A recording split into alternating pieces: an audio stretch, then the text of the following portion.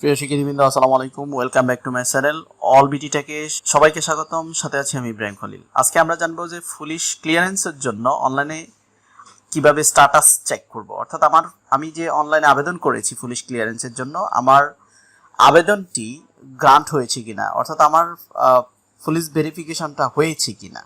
অর্থাৎ আমি যে বিদেশ গমনের জন্য যে অনলাইনে বা অফলাইনে যে আবেদনটি করেছি, সে আবেদনের সর্বশেষ স্ট্যাটাসটা আমরা চেক করব।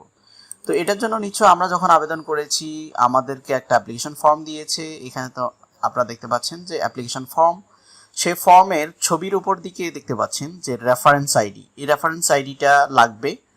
এটা ছাড়াও আমরা চালান নং দিয়েও আমরা চেক করতে পারি। এখানে দেখতে পাচ্ছেন যে আমি যে টাকাটা জমা দিয়েছি পেমেন্টের, এখানে চালান নাম্বার রয়েছে হাতের ডান দিকে, সেই চালান নাম্বারটা দিয়েও আমরা চেক করতে পারি। আর পাশাপাশি প্র্যাকটিক্যালি দেখবো যে কীভাবে আমরা চালানটা পুলিশ ক্লিয়ারেন্সটা চেক করবো। এটার জন্য যে কোনো একটা ওয়েবসাইটে চলে আসতে হবে, লিখতে হবে পুলিশ ক্লিয়ারেন্স, লিখতে চলে আসবে।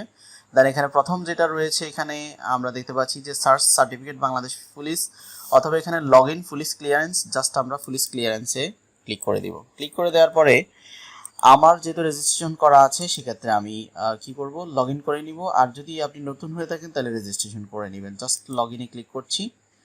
লগ ইনে ক্লিক করার পরে উপরের দিকে দেখতে পাচ্ছেন এখানে সাবমেনু এখানে অ্যাপ্লাই, অ্যাকাউন্ট আর সার্চ।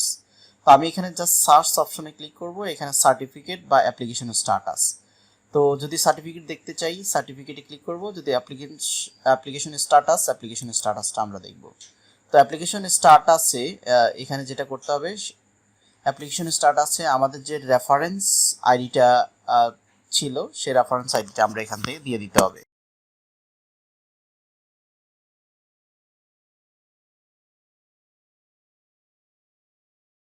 দেন আমাদেরকে যেটা করতে হবে, এখানে পাসপোর্ট নাম্বারটা এখানে দিয়ে দিতে হবে। তো পাসপোর্ট নাম্বার আমরা কোথায় পাবো? আমরা যখন আবেদন করেছি আমাদের এখানে অবশ্যই একটা পাসপোর্ট নাম্বার দিয়ে আমরা আবেদন করেছি, তো সেটা আমরা এখানে দিয়ে দিব।